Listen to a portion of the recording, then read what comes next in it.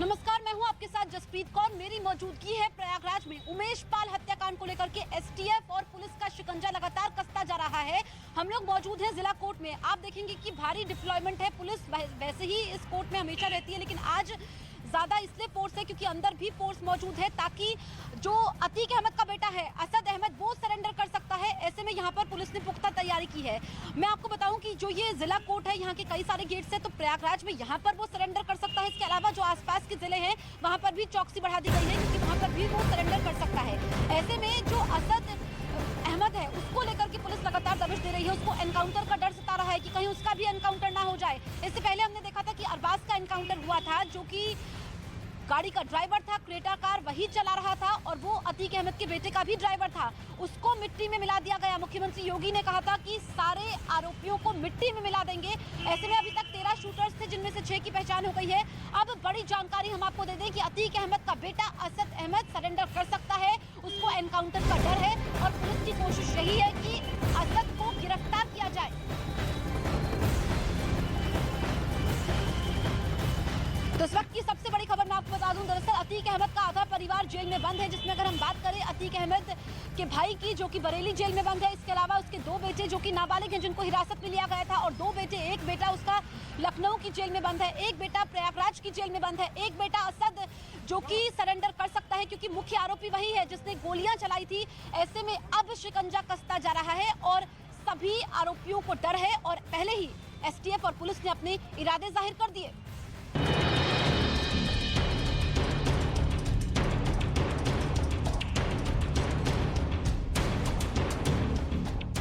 प्रयागराज में उमेश पाल हत्याकांड की जांच कर रही यूपी पुलिस और एसटीएफ को बड़ी कामयाबी मिली है।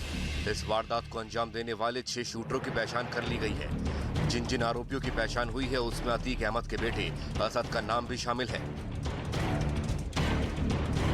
उमेश पाल हत्याकांड को 13 शूटरों ने अंजाम दिया था। इन बदमाशों ने उमेश पाल के घर करीब 44 सेकंड तक फायरिंग की और देसी बम फेंके, और फिर वारदात को अंजाम देने के बाद मौके से फरार हो गए। अब तक जांच में 13 में से 6 शूटरों की पहचान कर ली गई है। जिन शूटरों की पहचान हुई है, उनमें अतीक अहमद का बेटा असद, साबिर, गुड्डू मुस्लिम, गुलाम और अरमान नाम के शूटर शामिल हैं। पुलिस के दावों के मुताबिक अतीक अहमद का बेटा असद उमेश पाल पर ताबड़तोड़ फायरिंग कर रहा था। साबिर का नाम भी मौके पर गोलियां बरसाने वालों में शामिल है। तीसरे शूटर गुड्डू मुस्लिम पर बम फेंकने का आरोप है। चौथा शूटर गुलाम भी फायरिंग करने वालों में शामिल है। इसके साथ ही अरमान भी हेलमेट पहनकर गोलियां चला रहा था। छठा शूटर अरबाज था, जो कि पुलिस मुठभेड़ में मारा गया। इस हत्याकांड का मुख्य आरोपी अतीक का बेटा असद ही माना जा रहा है, क्योंकि वो मौके पर हुई इस पूरी वारदात को लीड कर रहा था। उसी के इशारे पर ही शूटर फायरिंग कर रहे थे और बम फेंक रहे थे। वहीं इस पूरी वारदात की प्लानिंग करने वाले सदाकत खान को 14 दिनों के पुलिस रिमांड में भेज दिया गया है। वो 13 मार्च तक पुलिस की रिमांड में रहेगा। इस दौरान पुलिस उससे इस हत्याकांड से जुड़े कई सवालों के जवाब उगलवाएगी। सदाकत की गिरफ्तारी इलाहाबाद यूनिवर्सिटी के मुस्लिम हॉस्टल से हुई है। इससे पहले सदाकत से हुई पूछताछ में भी हत्याकांड के बरेली कनेक्शन की बात सामने आई थी।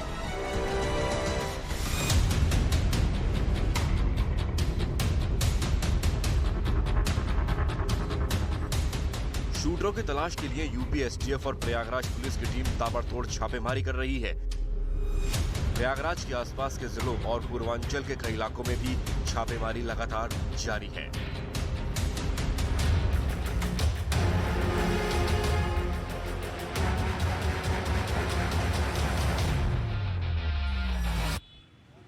मेरे साथ मेरे सहयोगी अमित सिंह लाइव मौजूद हैं। अमित, सबसे पहले आपसे हम ये जानना चाहेंगे कि अतीक अहमद का बेटा असद अहमद कब तक सरेंडर कर सकता है, कहां सरेंडर कर सकता है, क्या आपके सोर्सेज बता रहे हैं, और जो आरोपी हैं उनके घरों पर बुलडोजर कब तक चलेगा?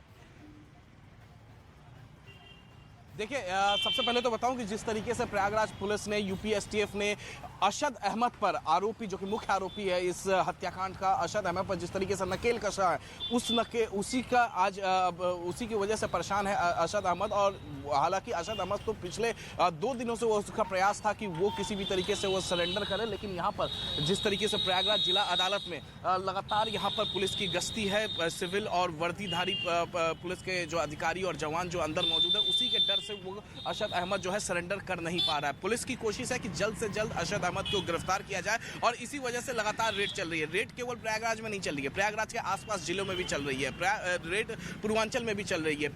मुख्तार अंसारी का कनेक्शन भी एक निकलकर सामने आ रहा है, तो मुख्तार अंसारी के करीबियों पर भी नकेल कसने की कोशिश हो रही है यहाँ पर यूपी एसटीएफ की। और जहां तक बात है बुलडोजर चलने की, तो बताया जा रहा है कि 11 बजे के बाद आज घूमनगंज इलाके में बुलडोजर चल सकता है, जहां पर अतीक अहमद की बीवी बिल्कुल बिल्कुल अमित, हम लौटेंगे आपके पास। जिस खबर का जिक्र अमित कर रहे थे वही इस वक्त की सबसे बड़ी खबर है कि आरोपियों की संपत्तियों पर बुलडोजर चलेगा।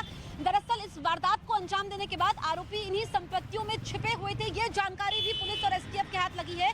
ऐसे में कार्रवाई धूमनगंज इलाके में होगी, जो कि कभी भी शुरू हो सकती है ये कार्रवाई, और एक मैसेज देने की कोशिश भी की जाएगी। इससे पहले हमने देखा था कि जब से योगी सरकार सत्ता में आई है, अतीक अहमद की 1000 करोड़ की संपत्तियों को कुर्क किया गया, जिसमें बुलडोजर की कार्रवाई भी की गई है और एक मैसेज देने की कोशिश है। सरकार ने इरादे भी जाहिर किए थे कि अगर अपराधी इस तरीके से अपनी हलक दिखाएंगे, ऐसी वारदातों को अंजाम देंगे, तो फिर ये अंजाम भुगतना पड़ेगा, उनकी संपत्तियों पर बुलडोजर चलेगा।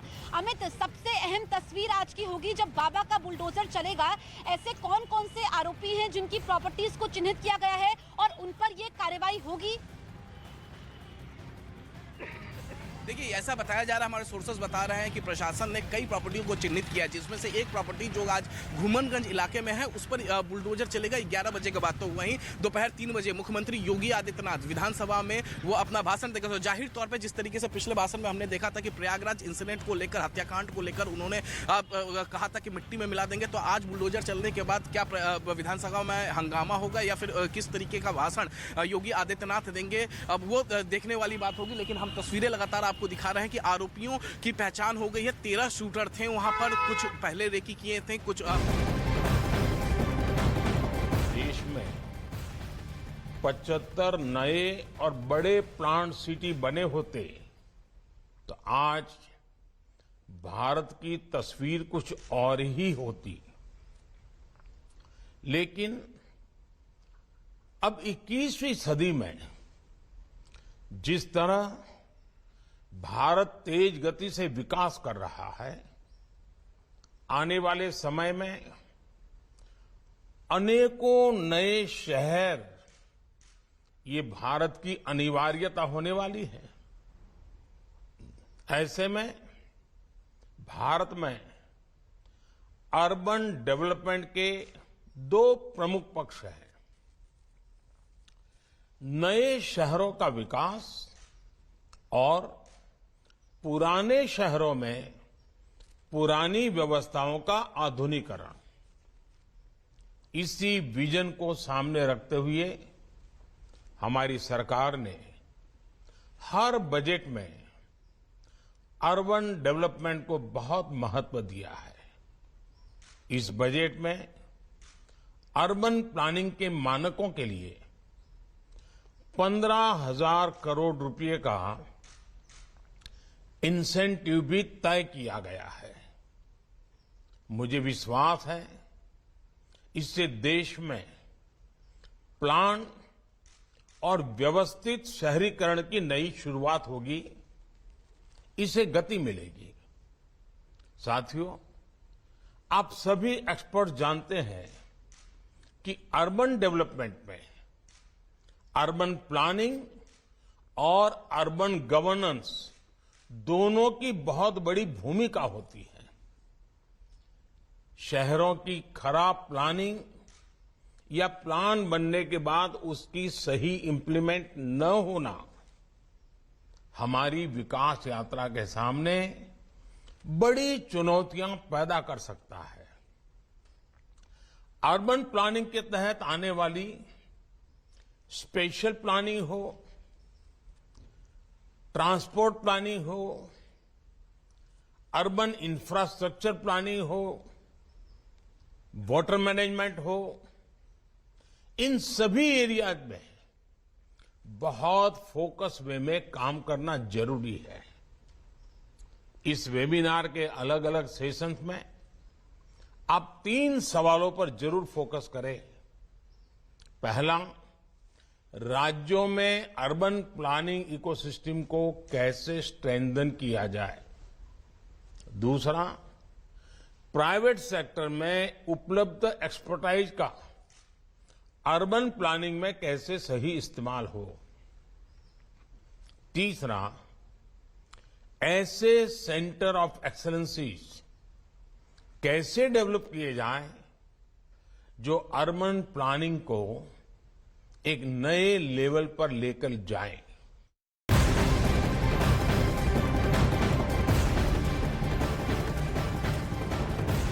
उमेश पाल हत्याकांड को लेकर के यूपी पुलिस की कार्रवाई जारी है। आपको बता दें कि प्रयागराज पुलिस ने लखनऊ में अतीक अहमद के ठिकानों पर दबिश दी है, जिसमें लग्जरी गाड़ियां बरामद की गई है। ये वो लग्जरी गाड़ियां हैं जिनका इस्तेमाल अतीक अहमद का परिवार काले कारनामों के लिए करता था।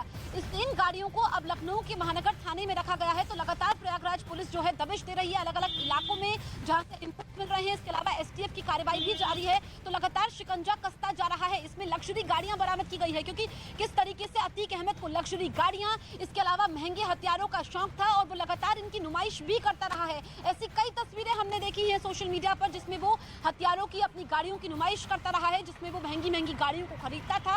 उसके शौक बड़े थे और अपनी हनक दिखाता था, सत्ता की हनक भी दिखाता था, क्योंकि जुर्म की दुनिया का ही वो बेताज बादशाह नहीं था, बल्कि राजनीतिक संरक्षण भी उसको मिला हुआ है। अब अतीक अहमद के ठिकानों पर एक एक करके पुलिस दबिश दे रही है और शिकंजा कसता हुआ यहाँ पर नजर आ रहा है।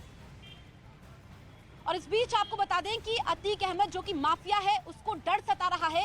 वो अतीक अहमद जो इस वक्त गुजरात की साबरमती जेल में बंद है, उसने जुर्म की ऐसी किताब लिखी जिसके पन्ने पलटते जाओ लेकिन वो पन्ने खत्म ही नहीं हो रहे हैं। अब अतीक अहमद क्यों डरा हुआ है, उसका परिवार क्यों डरा हुआ है, एक रिपोर्ट के जरिए हम समझने की कोशिश करते हैं।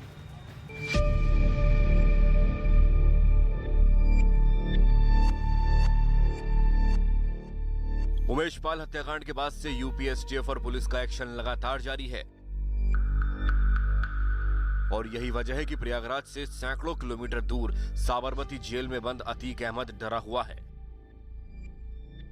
सिर्फ अतीक अहमद ही नहीं, बरेली जेल में बंद उसका अशरफ भी बेहद डरा हुआ है। उसे भी अब एनकाउंटर का डर सता रहा है। उमेश पाल हत्याकांड ने सिर्फ प्रयागराज को ही नहीं बल्कि पूरे यूपी को हिला दिया, लेकिन अब पुलिस की कार्रवाई से हत्याकांड का मुख्य आरोपी और माफिया अतीक अहमद साबरमती जेल के अंदर बैठकर भी कांप रहा है। उसे डर सता रहा है कि यूपी पुलिस उसका एनकाउंटर कर देगी। ये डर केवल अतीक को नहीं बल्कि बरेली जेल में बंद उसके भाई अशरफ को भी है। इसीलिए अतीक अहमद और उसके भाई अशरफ ने कोर्ट से उन्हें जेल से बाहर न भेजने की गुहार लगाई थी और वीडियो कॉन्फ्रेंसिंग के जरिए ही अपनी पेशी की अपील की थी। अतीक अहमद और अशरफ ने अपनी हत्याकांड की आशंका जताते हुए पुलिस की कस्टडी में न देने और वारंट बी पर पेशी के पुलिस की मांग खारिज करने की गुहार लगाई थी। साथ ही ये भी अपील की थी कि किसी भी कस्टडी में देने से पहले उन्हें सुना जाए, लेकिन कोर्ट ने अतीक अहमद और अशरफ की अर्जी को खारिज कर दिया। अजीम उर्फ अशरफ भूतपूर्व विधायक और उनके बंधु अतीक अहमद की ओर से दिया गया था, जिसमें ये था कि हमको बी वारंट जिसको 267 में जारी होता है उसको न जारी किया जाए, क्योंकि यहाँ कोई जांच की कार्यवाही लंबित नहीं है और यदि किया जाता है तो हमको सुन करके, हम लोगों को सुन करके, हमारे अभिवक्ताओं को सुन करके सुनवाई का अवसर प्रदान करके तब उसके बाद कोई समुचित न्यायोचित आदेश पारित किया जाए। उमेश पाल हत्याकांड की शुरुआती जांच में पता चला है कि साजिश साबरमती जेल में बनी थी जहां अतीक अहमद बंद है, तो वहीं शूटरों ने अतीक के भाई अशरफ से बरेली जेल में मुलाकात की थी और उसी की देख रेख में पूरे शूटआउट का ब्लूप्रिंट तैयार किया गया था, जिसे प्रयागराज में अमली जामा पहनाया गया था। उमेश पाल हत्याकांड में रोज नए राज से पर्दा उठ रहा है। दरअसल राजू पाल हत्याकांड में उमेश पाल की गवाही से अतीक अहमद इतना घबराया हुआ था कि उसने उमेश पाल को ही ठिकाने लगा दिया। इसके लिए बकायदा प्रयागराज में फुल प्रूफ प्लानिंग की गई थी, उमेश पाल के ठिकानों पर रेकी की गई थी और अतीक अहमद का आदेश मिलते ही उसके गुर्गों ने उमेश पाल को मौत के घाट उतार दिया। एक रिपोर्ट के जरिए हम पूरी टाइमलाइन को समझने की कोशिश करते हैं।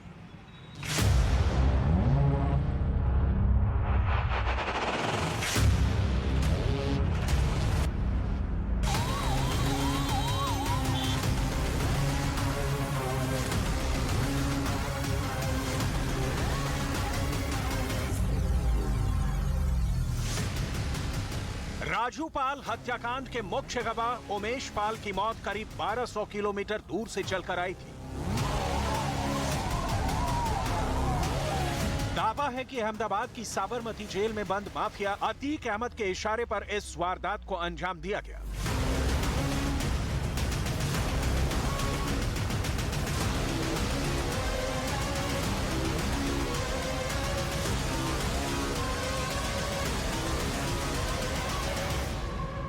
उमेश पाल की हत्या प्रयागराज में हुई थी, लेकिन इसकी पूरी साजिश बरेली जेल में रची गई थी। आरोप है कि गुजरात के साबरमती जेल में बंद अतीक अहमद के कहने पर उसके छोटे भाई अशरफ, जो कि बरेली जेल में बंद है, उसने इस पूरे साजिश का प्लान तैयार किया था। इसका पर्दाफाश कानपुर सेंट्रल यूनिवर्सिटी के मुस्लिम हॉस्टल से गिरफ्तार आरोपी सदाकत ने की है। इस हत्याकांड में गिरफ्तार आरोपी सदाकत ने पूछताछ में जो राज खोले हैं वो बेहद ही चौंकाने वाले हैं। अतीक अहमद के एक इशारे पर पूरा ब्लूप्रिंट तैयार किया गया और फिर उमेश पाल की हत्या कर दी गई। दावा है कि अतीक अहमद के कहने पर बरेली जेल में बंद अशरफ ने पूरी साजिश रची थी। अशरफ ने जेल में शूटरों से मुलाकात की थी और पूरा प्लान तैयार किया था, जिसके बाद बदमाश प्रयागराज में सदाकत के साथ हॉस्टल में रुके थे। वारदात को अंजाम देने से पहले शूटरों ने उमेश पाल की रेकी की थी और फिर प्लान के मुताबिक ही पहले उमेश पाल को गोली मारी और फिर बम से हमला किया गया। बम का इस्तेमाल बाजार में दहशत फैलाने के लिए किया गया था। फिलहाल पुलिस अशरफ से मिलने वालों की जांच कर रही है। खबर तो यह भी है कि अशरफ ने बदमाशों के लिए एस्केप प्लान भी तैयार किया हुआ था। सदाकत ने राज उगले हैं। उससे ये तो साफ हो गया है कि इस हत्याकांड में पूरी तरह से अतीक गैंग शामिल है और दूसरी तरफ पुलिस भी फरार बदमाशों की तलाश में जुट गई है। बदमाशों की गिरफ्तारी के लिए पुलिस की 10 टीम बनाई गई है और प्रयागराज के आसपास के जिलों में दबिश दी जा रही है। तो अब तक एक आरोपी एनकाउंटर में मारा गया है। कोई एक एनकाउंटर हुआ है, एनकाउंटर में एक अपराधी मारा गया है, तो जाहिर सी बात है कि आदरणीय योगी सरकार में किसी को भी, कोई भी कितना शक्तिशाली अपराधी क्यों ना हो, अपराधी अपराधी है, उसके साथ पुलिस अपनी तरह से कार्रवाई करती है और एनकाउंटर में मारा गया है। और जाहिर सी बात है आगे और जो भी अपराधी हैं उनको तेजी के साथ में पकड़ के जेल डाला जाएगा और कड़ी से कड़ी कार्रवाई की जाएगी। कोई भी अपराधी छोड़ा नहीं जाएगा, चाहे वो कहीं पर भी हो, पाताल में भी हो, हमारी पुलिस उसे ढूंढ कर लाएगी। इस हमले में अतीक अहमद से भी पूछताछ की जा सकती है। अतीक अहमद अभी गुजरात की साबरमती जेल में बंद है। प्रयागराज में 4 दिन पहले उमेश पाल की बेरहमी से हत्या कर दी गई थी। बदमाशों ने उन पर घर के बाहर ही गोली और बम से हमला किया था और फिल्मी अंदाज में इस वारदात को महज 44 सेकंड में अंजाम देकर फरार हो गए थे।